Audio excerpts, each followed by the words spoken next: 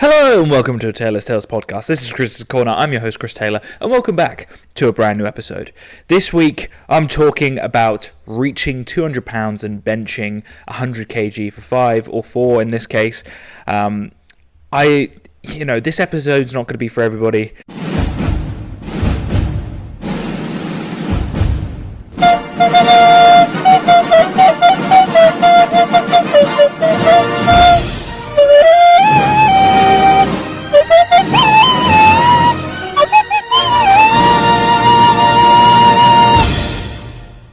But in fun of the UK government warning the entire population that they could be potential conscription for everybody, let's see the Russians bench 100 kg, and then we'll come back to this topic later on, shall we?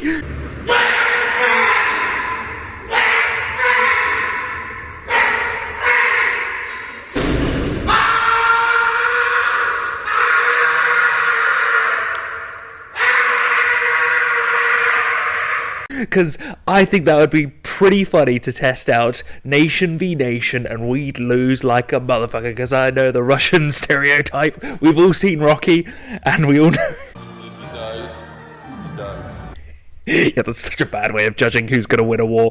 Which movie character resembles your country more in a better light? Who's going to win it? Because I don't think there's many British characters out there that are really repping it for the world. It's normally America versus versus Russia. So I don't know how this is going to work out, but it's kind of funny thinking about how for the past 5 years or so I've kept myself in pretty good shape.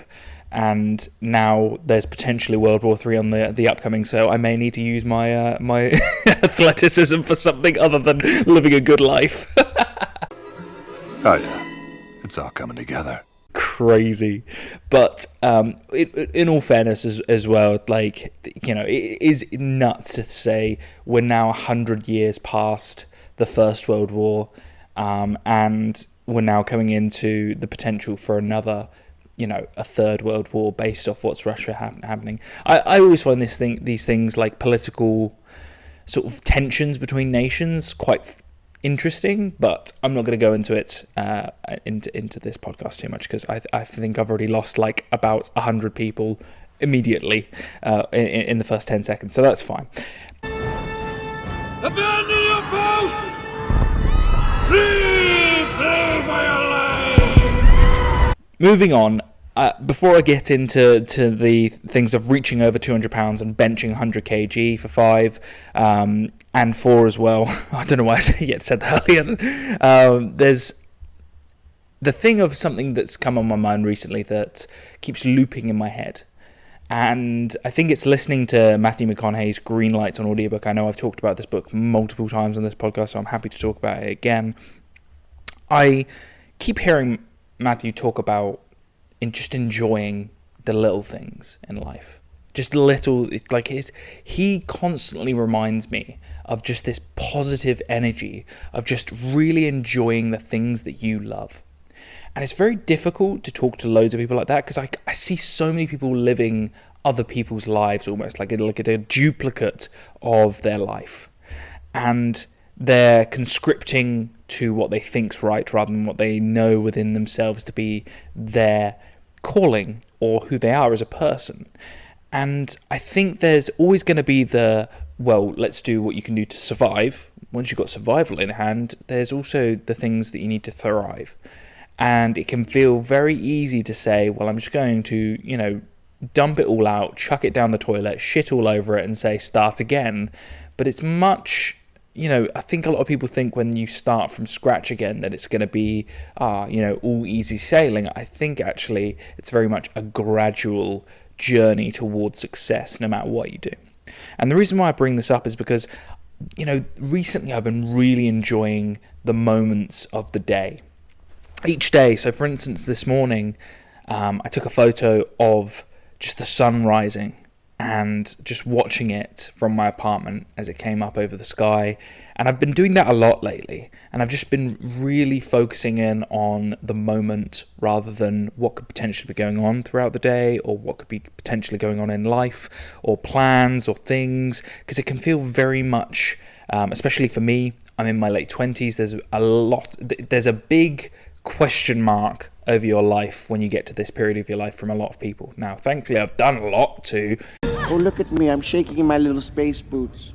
Talk to people about and to be, and I've talked a lot about it on this podcast and my experiences in life and how thankful I am for that. But there's also a real easy thing to forget, that if you don't live day by day, it can feel very like the days just slip through your hands like water. And I do genuinely think that if you don't take those moments and live and really enjoy them and do things that you truly want to do, you may get called self-centered by your friends, or you may get called very me-focused, but what you're going to realize is that if you don't do that, you're going to be living other people's lives, and you're going to get to fucking 60 or 70 or 80 or 90 years old, and you're going to look back and be like, why didn't I do this? Why didn't I do that? Why didn't I do the things that I loved? And it's become very apparent to me as well that I have a select amount of energy for me to provide, and there's an inability sometimes where I put so much effort into what I love that everything else kind of just like the volume gets put way down on it. Dr. Cox, I'm so glad I caught you. I needed to talk. There it is again, that ringing in my ears. It's kind of an ah, but it's more piercing. It's more of an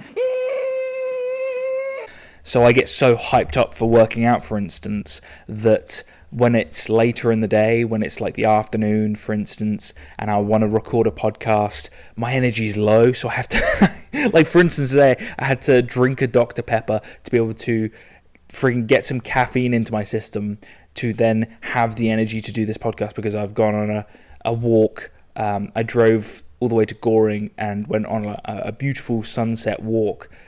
Like again, bringing it back to those moments, taking those moments in, so watching the sun set as well as rise, it also drains you. So you have to do all these things that you have to take into account that can really wear on your mind as well. So be very careful. Make sure you're eating lots of food. For the love of swallow now!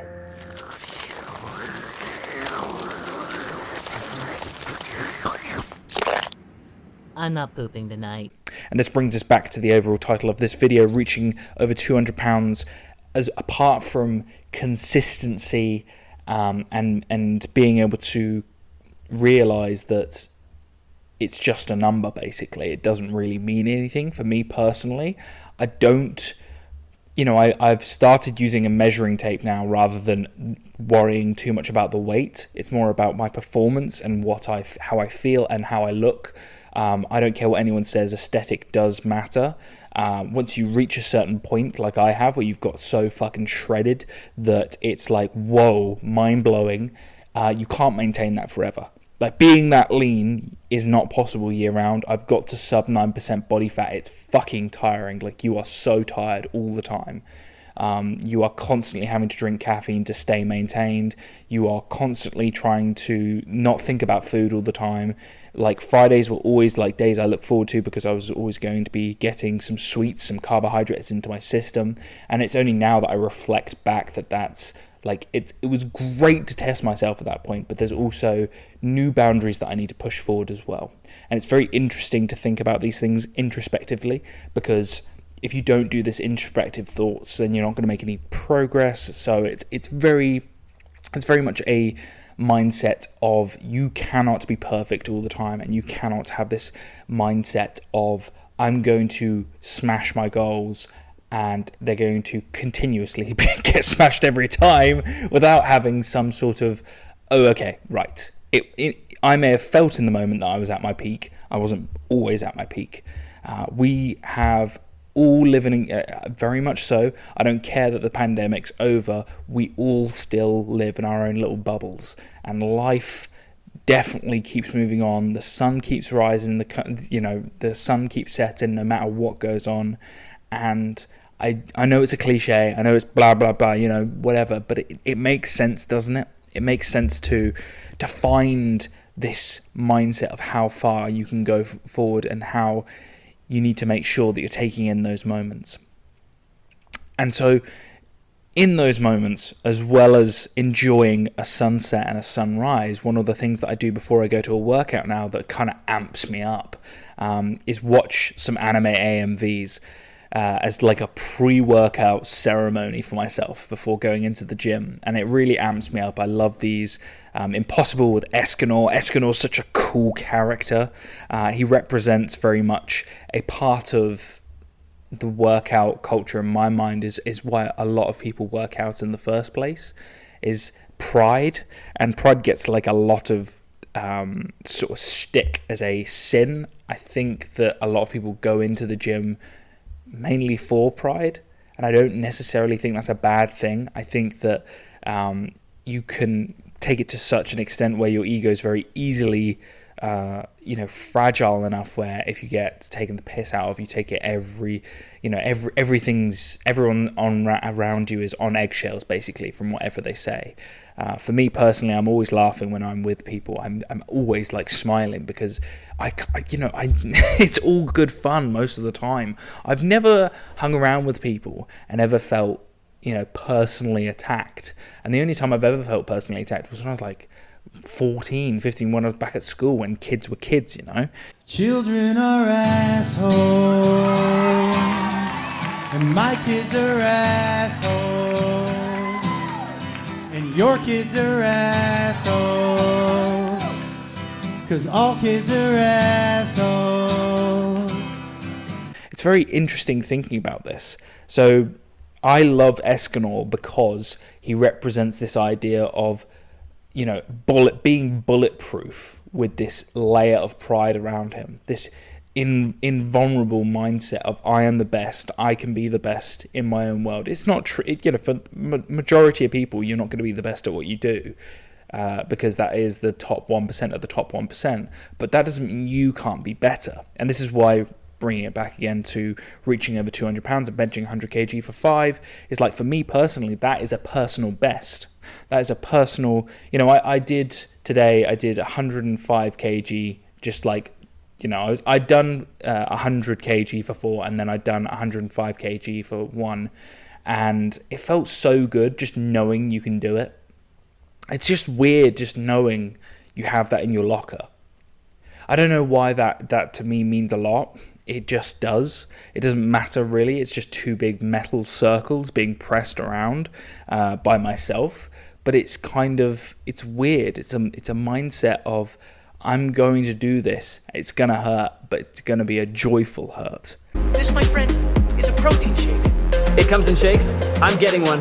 And it bringing back to the pride thing again, you're going to have people, it's one of my favorite things as well is when people who have little lifting experience saying stuff. And then you have the lifters who are like, I am a demigod in comparison to you. And it's just like, really? And then you're just like, release level 1 restraints. And then you go beast mode on them, and it's hilarious. Come on! You were talking all that good shit a second ago! Then I blew your fucking legs off! What the fuck? What's wrong, demigod? Just grow back your legs! Summon up your demons! Hit me! Fight me! Give me a hug! I genuinely think that everybody's got weaknesses that they don't talk about when it comes down to whether it be fitness, life, and if you don't tackle them, you allow them to grow bigger. And one for me was always the fact that I never properly bulked. I've never been in a surplus for a very long time. I am tackling this mindset of, I can't always be absolutely shredded to the gills. Does this mean I don't have a six-pack right now? No, it doesn't. I still have a six-pack right now. But it's still this mindset of, okay, push the body further. Can I take this? Can I get to, can I be at 3,500? Yes, I can be at 3,500. Okay, can I be at 3,750? That'll be next month's task. Really minuscule increases to be really, really disciplined with what you're doing. And to me, this is fascinating because this is an experiment. This is an experiment with who I am and what I'm doing. And it means that I don't really have to have stakes that are going to hurt anyone else. I think this is my favorite thing about bodybuilding and about running as well. Running and weightlifting are an individual sport that you don't have to rely upon anyone else. You physically go and you have to push yourself to the very edge of who you are, and you don't have to rely on other people. I totally understand why Dorian Yates said, I always got pissed off on my teammates. I think one of the things when I was younger is very much the opposite, where my teammates got annoyed with me, and I felt all the pressure in the world every time I got a football at my feet, and like the nerves just kicked in and I would fuck up every time. And so it's come to this point in my life now where it's the complete opposite, and I no longer feel any sort of pressure whatsoever. I know I've got this. But by building the discipline and the consistency, I get to this point now where I get to say, well, I've reached, 91 kg this morning. I weigh 91 kg. I bench over 100 kg. It's like, it's, your body weight plus. And it's just so cool to be in that place where you're also able to go do a 13-mile run at 7:40 pace, and still be healthy. So, it's a big one. Can you yourself, have you got goals in your mind where you could be pushing yourself further? It's going to go out of your comfort zone, and you have that option to do it. Can you do this? Are you willing to do so? If the answer is yes, then do it. Do it! Just do it! Don't let your dreams be dreams. Yesterday, you said tomorrow. So just do it! Make your dreams come true! And it's going to be tough, and it's going to be you fighting against yourself. And it's going to be a battle within. And I think, listening to Green Lights again, there's a story where Matthew talks about how he moved to Australia for a year and he lived with these absolute nut jobs. And he very much went into a very introspective mindset of he didn't have anyone to talk to apart from really, the first 6 months he was with this crazy family, and he became a vegetarian. He lost loads of weight. He was sending 15-page letters to his family on the way back home. He went into this kind of state, and it reminds me so much of COVID. It reminds me so much of that mindset so many people went through, and how it's just fascinating to think that we all went through some sort of mindset at that period of time where we were going a little bit nuts. And we've all got a different story of how we dealt with it. And I think there's still this opportunity at the moment where that introspection may not be forced upon us as it was with COVID, but if we can still take it, then it will be very interesting. And one of those things that I really want to do over the next coming years is I've actually figured out a 5-year plan for myself. One that's really enjoyable. I'm going to continue to focus on increasing the things that I want to do. So I want to, push my body to the very limits, maximize everything I can about it in terms of physicality. But I also want to be able to take my meditation to a new level.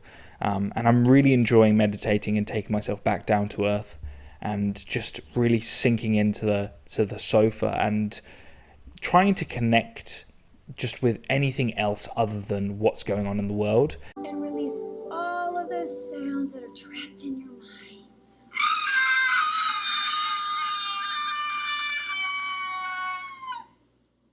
It's very easy to realize there's so much going on and there's so many things to do, but it's very easy to just go, right, focus on the breath.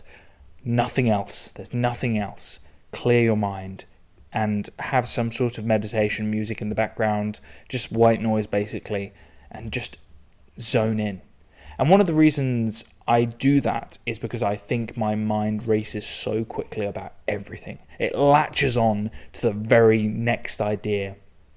If I am, for instance, if I'm running or if I'm weightlifting, I think this is why I love it so much, is because I never ever feel more alive when I am within those moments, when I'm pushing myself to the very edge. I think because I do so, because I push myself so hard, it does bring me back to why I relate to Goggins so much, is because you don't feel, when you aren't in those mode, when you aren't on that high 9, what most people call the runner's high or the weightlifting pump, everything else has this just such a lower level. And it brings back that quote that I always used to say to some of my friends from Suits. There's this great quote by Harvey Specter, is, most people like this. I like this. And he's... Life is this. I like this. Literally, he's talking about having a love for the high life. He enjoys being in the best of the best. I totally get that. I love my car. I love my luxuries. I love the fact that I can go into a first-class lounge at the airport and just enjoy myself. Like, I love those things as well. But it's also a realization that with all the highs, there is definitely lows as well. And you have to take those on the chin as well. And this brings me to, Henry Rollins. I've been listening to very much some of his quotes and his talks recently. And he always had this great quotation of the iron never lies, and this idea that you need to be able to push that to the very edge, like I've said before. But he also says that the repetition of discipline and pushing yourself, going from a skinny kid to somebody who can handle himself, it shows that you have transformed your inner mind as well. And he talks about, this idea of, I believe that one defines oneself by reinvention, to not be like your parents, to not be like your friends, to be yourself, to cut yourself out of stone. This is a quote that to me defines me as well. I don't have anyone in my family or friends who is like me in any way, shape or form in terms of how I handle life. It's very different to how I do things. I think this is why I've found success in a lot of areas, because I just have this mindset of, I'm going to do this and I'm going to do it hard. But by bedtime, you are hurting and ready to sleep. And it's very similar to Henry Rollins' mindset as well. Fucking Tism family. Da-da-da-da. Da-da-da-da. Da-da-da-da. Da-da-da-da. Da-da-da-da. Tism family. It is very much this routine mindset. And I think that, to me, is something that got very much drilled into me as a youngster, of the school run, the football, the just consistency of life, doing the same things over and over and over again until you're like 18. I don't think that's easy to kind of remove, and that's probably why I really struggled when I went to Mexico and the US back in 2021 after the pandemic. I went from this just consistency every single day for basically a year and a half to 2 years. And then, I said 2021, didn't I? I meant 2022. And 2 years of the pandemic, and then going into, well, now you can do whatever you want. And you're in a foreign nation, so you can travel wherever you want. And you can go see whatever you want. And you have unlimited time in any of these places. And that, to me, the chaos, I think chaos to me is very difficult to deal with. So this is why traveling to me is important, placing myself within that uncomfortable zone and placing myself within new areas to freshen my mind is very much something that has to be done. Otherwise, I find myself getting into this consistent grind mindset, which doesn't help anyone else, because it doesn't help with any great stories. Let's be honest. Let's be damn fucking straight. There is, I find this absolutely fascinating, some of the stuff here. Well, fascinating is a word I use for the unexpected. And to me, it relates very much to some of the anime characters of Goku and Vegeta, where they have this Saiyan pride of just constantly trying to get better, constantly training, and they find themselves competing consistently to build upon themselves. Now, I haven't found the Vegeta to my Goku at the moment, but hopefully there will be at some point, and I will find a friend who will be able to challenge me in the areas that I want to be challenged in. I think this is very much another thing, is you've got friends who have all of these different, joys of life, and we've all got different things that we love, and that's, to me, is brilliant, because it's diversity and creativity, and we all have different ways to bring the best out of other people, and once again, bringing it back to the uncomfortability of doing something you've never done before. But there's also, if you've got something you love and no one else really loves it as much as you, it's very difficult to be around people who don't love it as much, because all you're thinking about is, oh my God, I can't wait to do this, I can't wait to do that, I can't. I push myself to such an extent that it's very difficult to relate to other people.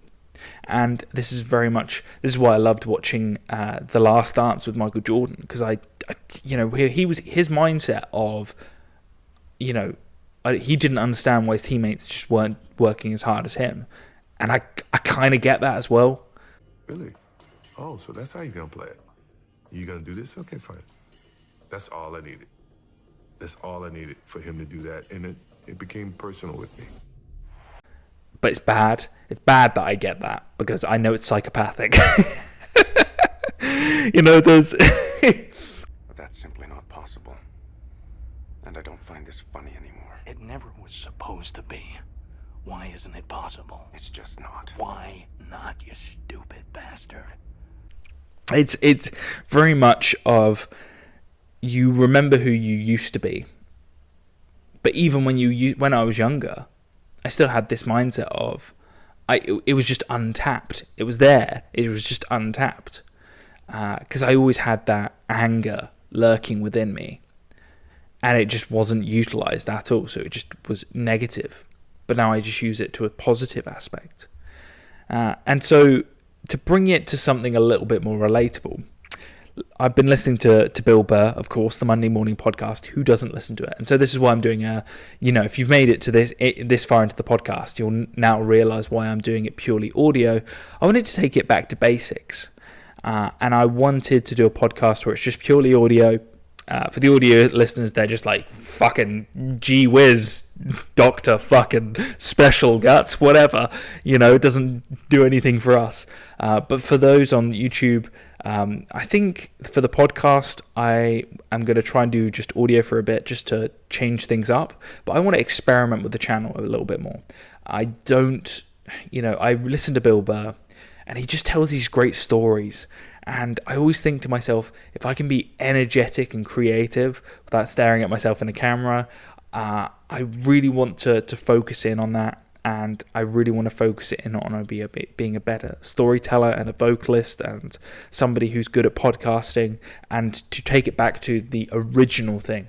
It reminds me of how Sam Sulek has brought back the original fitness industry, where the original fitness videos were unfiltered, unedited, straight raw, just talking and then weightlifting, and then that was it. And I think I'm going to give some stuff a go on the channel that are a little bit different other than the podcast, because the podcast can get a little bit boring because it's just me fucking talking for fucking 30 minutes, and I think, if you're not listening to this on Spotify, if you were on YouTube, it will be very much, the memes are fun, but like, what else? What else is there?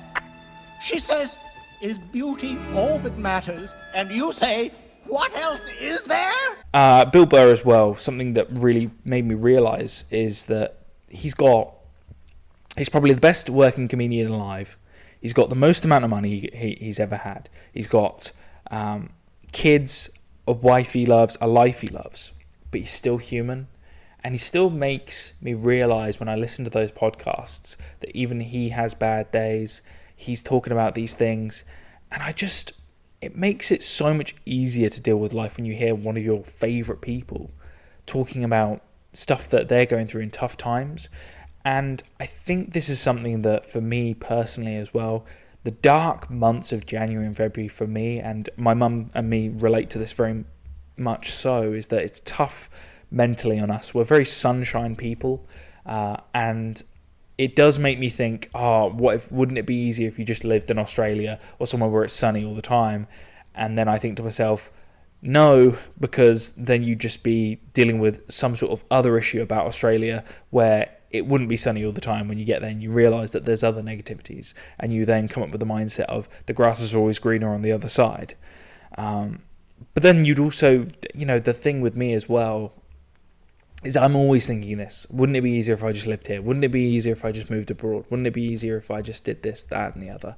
So very much related to Bill on his sort of, not rants, but conversations that he records with himself, where he's just thinking, wouldn't it be better if I just did this? Or wouldn't it have been easier if I didn't have to do that? And, he takes the piss out of himself, and he just so open to who he is as a person, and I want to be that open. I want to be that cool is not the right word to utilize in this scenario, but for me personally, he's the coolest. He is one of the coolest dudes, and I mean that in the way that he just reminds me so much of my dad and my uncles.